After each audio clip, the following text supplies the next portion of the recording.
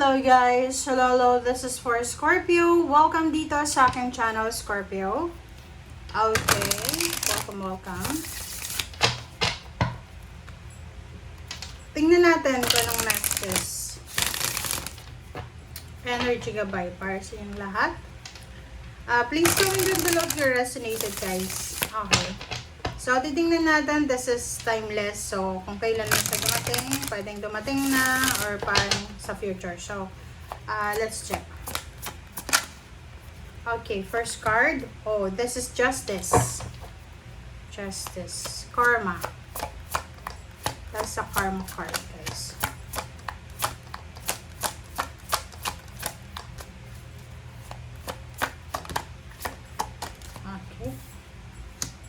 Okay, next is evolution. Evolution. OMG. Okay. Makinig ka, Scorpio. Ang dalawang barahang to ay napaka-importante. Ang sabi ng barahan na to na 23.5 siya. So, ibig sabihin niya, mag-iingat tayo. We need to be careful sa lahat ng mga possible na papeles na pinipirmahan nyo. Dokumento. Papeles. Sa mga collaboration. Okay? Pwede kang ma-scam, pwede kang basta sa mga pinipirmahan yung kontrata or documents. Okay? Next is evolution. Paghandaan mo daw yung pagtanda mo. Okay? Paghandaan mo, Scorpio. Kasi alam nyo kung medyo bata pa kayo, hindi natin, wag nyong i-take for granted yung pagiging healthy nyo. Wag nyong i-take for granted na, ay, bata pa ako, so hindi dapat ako ma-pressure. Okay lang naman hindi ma-pressure, but you need to take care. Alam nyo yung mga taong may mga, like, sakit, nagsimula yan nung bata pa. Diba? Nung mga malalakas pa yung sobrang uminom ng alak, sobrang puyat, sobrang stress, ganyan. So, you need to be careful, Scorpio. And sa nakikita ko sa'yo dito, ang evolution na to, yung karma ng bawat isa, diba? Yung karma natin as a human being, nagsisimula yan nung bata tayo hanggang sa pagtanda. So, kaya nga sinasabi dyan ng baraha sa'yo na mag-iingat ka. Okay? You need to be careful sa mga ginagawa mo everyday. And make sure na wala kang tinatapakan na tao, wala kang pinapaiyak, wala kang, kumbaga yun, tinatapakan. Importante yun, guys. Okay? Kasi alam nyo ba ganito yun? May mga taong palamura. May mga taong palamura, pero wala silang tinatapakan na tao. Okay, nagmumura sila pero wala silang inaagrabyado. May mga tao naman na demure sila, never nagmura, ganyan ganito, pero marami silang ginagawang nakakasakit sa ibang tao. Sino yung sa dalawang yon ang makasalanan? Syempre, 'di ba, yung may tinatapakan na tao. So, sa baraha mo, yun yung sinasabi. Maging careful ka daw sa karma. Okay? There's a karmic lesson eh. Karmic lesson to, guys. Karmic lessons na posibleng may encounter mo simula nung bata ka hanggang sa tumanda ka. Okay? So, yun. Kundi naman, hindi naman puro Scorpio yung makakaranas niyan eh. Lahat ng zodiac signs. Na ano lang, na timing lang na ikaw yung pinagsabihan ng baraha. Siguro may mga ginagawa ka ngayon, Scorpio, na hindi mo pinag-iisipan. Na baka nakakasakit ka na sa magulang mo, sa kapatid mo, sa mga taong mahal mo sa buhay. So, parang tinitame ka ng baraha. Nire-remind ka lang ng baraha na, hoy, Scorpio, hindi lahat ng oras malakas ka. Hindi lahat ng oras mayaman ka. Hindi lahat ng oras may trabaho ka. Hindi lahat ng oras nasa taas ka. Hindi lahat ng oras mayroon ka. Diba? So, yun. Parang yun yung sinasabi sa'yo, Scorpio. Okay? Kailangan mong paghandaan ang future mo. Paghandaan mo ang pagtanda mo. Okay, Two of Cups. Oh, so nakikita ko sa'yo dito, mayroong Scorpio dito na you're planning to get married. Planning to get married or you're planning, napakalaking celebration siya. So, wedding sa pare or wedding sa sa west or sa munisipyo. Yun yung nakikita ko sa'yo dito. There's a big celebration. Celebration of happiness.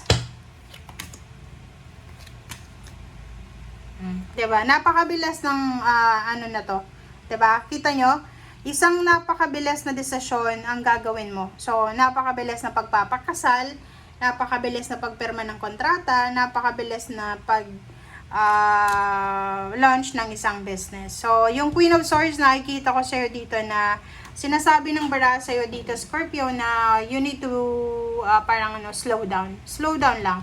Ang Queen of Swords kasi, ano siya, fast movement siya. Fast movement siya. Pero, minimake sure niya na wala siyang naiiwan na, like for example, mga basura, ganyan, ganito. So, alam niyo na. Okay?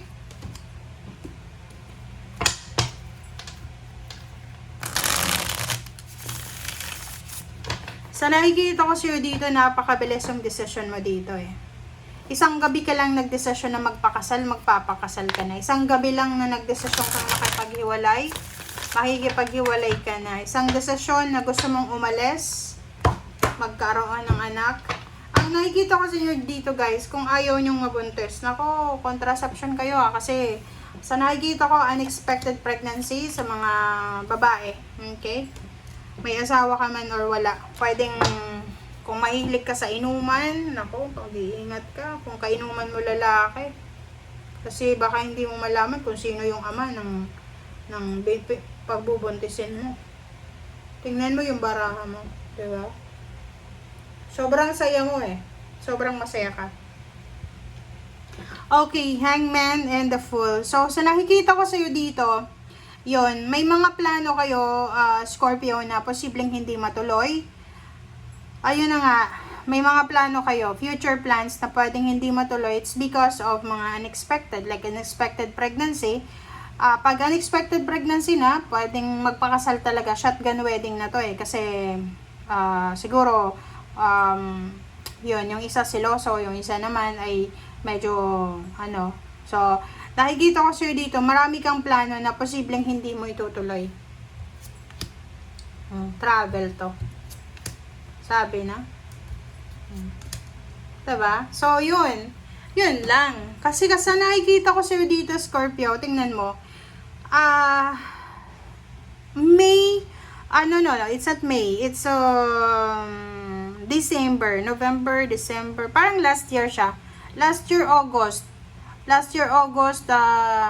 during the eclipse season. Okay? Yung eclipse season na yon, meron sa inyo dito na bigla kayong nakapag-isip na, ay, gusto kong pumunta ng ibang bansa. Ay, gusto kong magpaganda. Ay, gusto kong magpapayat. Gusto kong mag-diet, kanyan.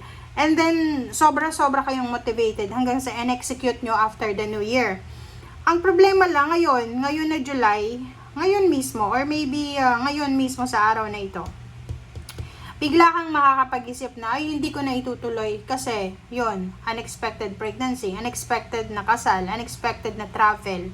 So, sinasabi ng bara sa'yo, ano-ano ang mga possible na hindi matuloy sa buhay mo because of unexpected na twist. Una, travel, relocation, pagre-resign sa trabaho, paglilipat ng bahay, yun ang posibleng hindi matuloy. And ang sa nakikita ko, posibleng bumagsak pa yung pangarap mo sa buhay. Bakit? Kasi mabilis kang magdesisyon eh. Dahil dito sa Knight of Swords tsaka sa Queen of Swords, yun ang problema. And the Judgment.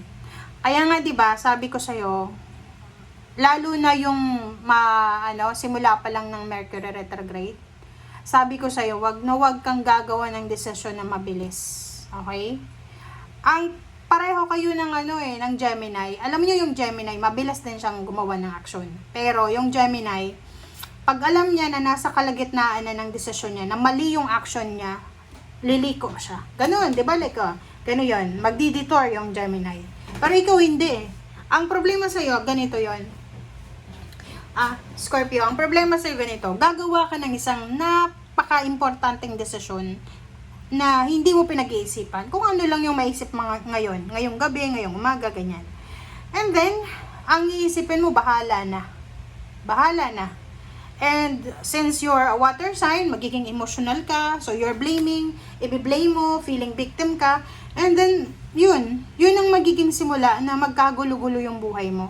Okay? So, sa nakikita ko sa'yo dito, alam mo yung kailangan mong gawin, dahan-dahan ka lang. Huwag mong madaliin. 'Di ba? Dahan-dahan lang tayo. Kung gusto mong makaipon ng pera, mag-save ka ng konti-konti. Okay? Huwag yung kailangan agad ganito agad. No. Dahan-dahan. Gusto mong magpatayo ng bahay, mag-ipon ka ng pera, dahan-dahan. Hindi yung nakahawak ka lang ng konting pera, magpapatayo ka na. Tapos hindi matatapos yung bahay, mali yun. Nakakilala ka ng gwapo, ng maganda. Tapos binola ka, 'di ba? So naniwala ka naman. So yun ang kailangan mo. Kailangan mong magdahan-dahan kasi masisira talaga yung buhay mo sa sobrang bilis ng actions mo. And then sa mga bagay-bagay na ginagawa mo na hindi mo pinag-iisipan. Sa ilalim mo. Temperance. Sabi ko sa'yo kailangan mong magpasensya. Kasi pag hindi ka nagdahan-dahan, ganito yung aabutin mo. Kahit sino pa yung makarelasyon mo, kahit saan ka pa pumunta, ang pakiramdam mo mag-isa ka lang. Ang pakiramdam mo is helpless ka. Pakiramdam mo walang saysay yung buhay. Diba? Contentment, guys. Contentment and patience is the key. Okay? Thank you. Bye!